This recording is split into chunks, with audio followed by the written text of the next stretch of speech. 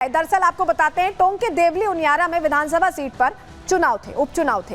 इस सीट से निर्दलीय प्रत्याशी थे नरेश मीणा, जिनकी तस्वीर भी हमने आपको दिखाई। मीणा की चुनावी ड्यूटी में लगे एसडीएम से पहले बहस होती है और बहस तक रहता तो भी बात ठीक थी, लेकिन नरेश मीणा ने एसडीएम को थप्पड़ जड़ दिया। तस्वीर हमने आपको दिखाई, कैसे थप्पड़ रसीदते दिखाई दे रहे थे। थप्पड़ कांड के बाद टोंक में बवाल बढ़ गया, तनाव की स्थिति खड़ी हो गई। थप्पड़ के बाद नरेश मीणा पर प्रशासन ने शिकंजा कसने की कोशिश की, उन्हें पकड़ने की कोशिश की और ऐसे में गिरफ्तारी से बचने के लिए मीणा ने जमकर माहौल बनाया। क्या किया मीणा ने? उन्होंने बाकायदा वीडियो जारी किया। अपना वीडियो जारी करके समर्थकों को इकट्ठा करना शुरू कर दिया। उनको यह निर्देश दिया कि आप इकट्ठा हुई, भीड़ को इकट्ठा करना उनकी तरफ से शुरू किया गया। और वीडियो जारी करके जब उन्होंने समर्थकों को बुलाया तो समर्थक पहुंचने लगे। तो किस तरह से यहाँ पर पूरी भीड़ इकट्ठा होती है, टोंक बिल्कुल आग के हवाले हो जाता है। सब कुछ आपको सुनवाएंगे, लेकिन पहले एक बार सुनवाते हैं कि किस तरह के रिएक्शन उस वक्त आ रहे थे, कैसे लोगों को भड़काया जा रहा था।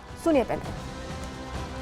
राजकारी का बहिष्कार किया है, न केवल हमने बल्कि तहसीलदार ने, हमारे पटवारियों ने, कानूनगों ने, मतलब जितना भी रेवेन्यू एडमिनिस्ट्रेशन है उस राजकारी का बहिष्कार कर दिया, पेन डाउन किया है। हम चाहते हैं कि फील्ड में कार्यरत अधिकारियों की सुरक्षा हो, सुरक्षा सबसे महत्वपूर्ण है। इसके लिए सारे कर्मचारी अधिकारी, न केवल राजस्थान प्रशासनिक सेवा अपितु राजस्थान के दूसरी सेवाओं के भी सारे अधिकारी कर्मचारी आक्रोशित हैं, क्रोधित हैं। हमने कल कहा था कि अभियुक्त की गिरफ्तारी हो जाए। तो आरएस एसोसिएशन के अध्यक्ष को आप सुन रहे थे, क्योंकि जो अधिकारी थे, प्रशासनिक अधिकारी थे और उन पर इस तरह से थप्पड़ बरसाया गया था, तो आरएस एसोसिएशन की भी ईमान थी कि गिरफ्तारी हो। लेकिन गिरफ्तारी इतनी आसान नहीं थी नरेश मीणा की। क्यों हम ऐसा कह रहे हैं, पहले जरा तस्वीर आपको दिखा देते हैं, आपको जानकारी आपके सामने रख देते हैं। देखिए समर्थकों को कैसे उन्होंने पूरी प्लानिंग के तहत हो हल्ला क्रिएट किया, एक रकस क्रिएट किया जिससे कि गिरफ्तारी ना हो पाए। थप्पड़ कांड के बाद नरेश ने बाकायदा साजिश रची। कैसे रची? टोंक को जलाने की बाकायदा प्लानिंग थी। क्यों? काफी हद तक वो कामयाब होते भी नरेश मीणा दिखाई दिए, क्योंकि आपने देखा कैसे आगजनी की तस्वीरें सामने आई हैं टोंक से। सोशल मीडिया के जरिए उनकी तरफ से लोगों से अपील की गई, लोगों को भड़काया गया, बरगलाया गया, भीड़ में इकट्ठा होने के लिए कहा गया और अपील करके समर्थकों को समरावता बुला लिया गया। समर्थक पहुंच भी गए बड़ी संख्या में। नरेश ने लोगों को जो वीडियो बनाया था उसमें हथियारों के साथ आने के लिए कहा था। आप समझ रहे हैं कि क्या प्लानिंग थी नरेश की। मीणा समर्थकों ने रात भर ऐसे में तांडव मचाया, आगजनी की।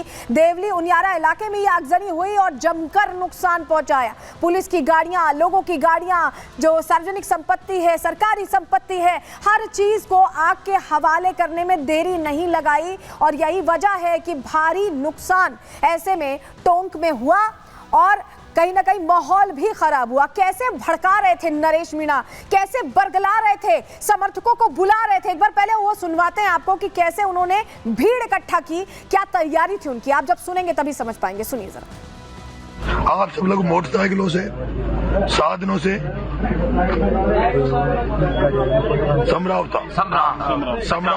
समरावता कचरावता पंचायत में है। आप सब लोग लट्टों के साथ, लटपटंगों के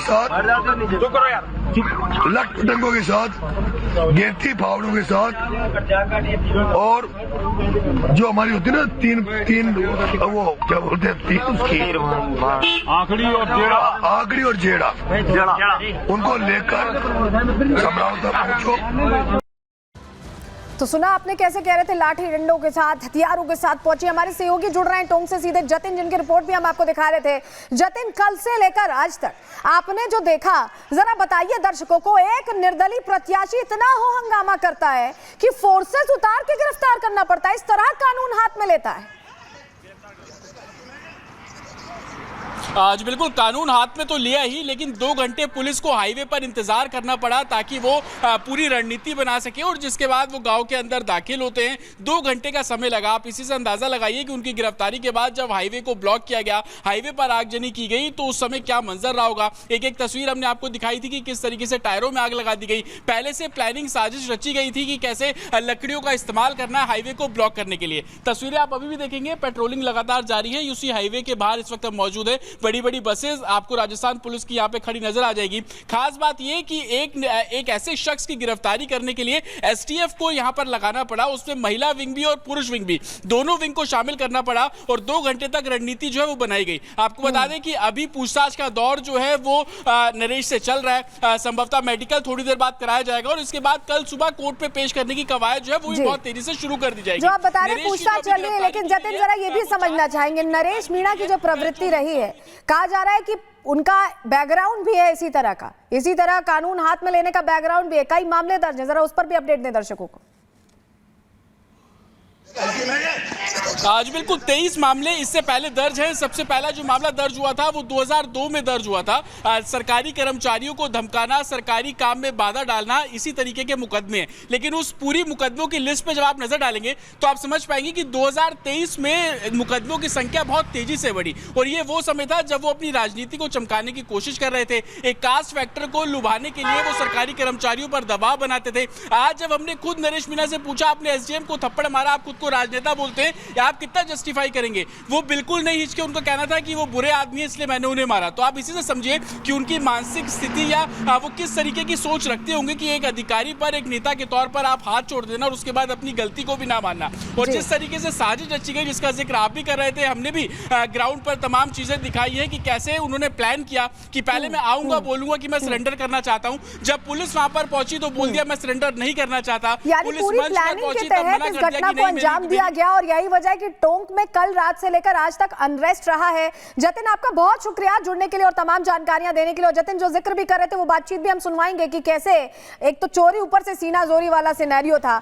जरा आपको अब हम तस्वीर दिखा देते हैं, 2 तस्वीरें जरा दर्शकों के सामने रख रहे हैं। समरावती में कैसे आगजनी हुई है ये रात में देख रहे हैं आप, रात की तस्वीर है, क्योंकि रात में भी जब गिरफ्तारी करने पुलिस पहुंची तो ऐसा हो हंगामा हुआ, इतने समर्थकों के साथ वो उतरा कि पुलिस गिरफ्तार नहीं कर पाई। यहाँ तक कि जो पकड़ा था उनकी गिरफ्त से लेकर जाना पड़ा, पुलिस की गिरफ्त से ही समर्थक अपने साथ ले गए।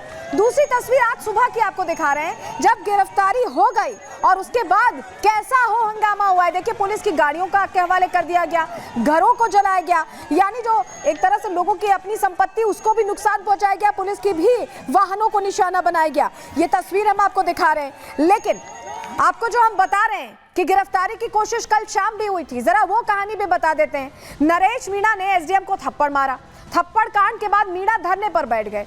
पुलिस ने देर शाम नरेश को गिरफ्तार किया था। जानिए ये कि गिरफ्तारी कल भी हुई थी, लेकिन गिरफ्तारी के बाद मीणा के समर्थक उग्र हो गए, बड़ी संख्या में पहुंच गए, उग्र हो गए और समरावती में जमकर ऐसे में आगजनी की गई, हो हंगामा किया गया। यहां तक कि पुलिस की कई गाड़ियों को आग के हवाले कर दिया गया। नरेश मीणा को पुलिस की कस्टडी से समर्थक छुड़ा कर ले गए। आप सोचिए कितनी बड़ी संख्या में आए होंगे कि समर्थक छुड़ा कर ले गए और पुलिस वालों के साथ भी उनकी तरफ से मारपीट की गई, कानून लगातार हाथ में लिया गया। नरेश मीणा भागा नहीं और गांव में ही बैठा रहा और उसके बाद पुलिस ने आज फिर मीणा की गिरफ्तारी की। लेकिन इस बार जो गिरफ्तारी की, जो हमारे सहयोगी जतिन भी मेंशन कर रहे थे कि इसके लिए 2 घंटे की तैयारी करनी पड़ी, प्लानिंग करनी पड़ी और उसके बाद ही ये गिरफ्तारी हो पाई। लेकिन जो हम आपको बता रहे हैं कि नरेश मीणा का आपराधिक रिकॉर्ड भी है, चलिए जल्दी से आपके सामने जानकारी रखते हैं क्योंकि आपके लिए जानना जरूरी है। आपराधिक रिकॉर्ड जब हम बता रहे हैं तो क्या आपराधिक रिकॉर्ड है, कितने मामले पहले दर्ज रह चुके हैं, कितनी तरह से पहले भी कानून हाथ में ले चुके हैं नरेश मीणा। चलिए जानकारी आपके सामने रख रहे हैं। पुलिस ने अब यह तय किया है कि नरेश मीणा की हिस्ट्री शीट खोली जाएगी। जी हाँ, खुलासा होगा, ये पुलिस ने तय किया क्योंकि यह मामला बहुत गंभीर था। रिकॉर्ड के मुताबिक नरेश आदतन अपराधी है। जी हाँ, ये कोई पहला मामला नहीं है, 2002 से ही नरेश मीणा का आपराधिक रिकॉर्ड है। सोचिए आप, 2002 से ही इसी तरह के मामलों में नाम आ चुका है। अलग अलग थानों में कुल 23 मामले हैं, जो मामले दर्ज हैं बताया जा रहा है और अब तक 16 मामलों में मीणा के खिलाफ चालान भी हो चुका है। तो आप समझिए कि बैकग्राउंड भी ऐसा ही रहा है। 6 मामलों में अभी भी जांच चल रही है और एक और मामला उसमें जुड़ गया है। मीणा पर चोरी, जुआ और मारपीट जैसे केसेस दर्ज हैं। राजकार्य में बाधा के भी कई केसेस मीणा पर दर्ज हैं।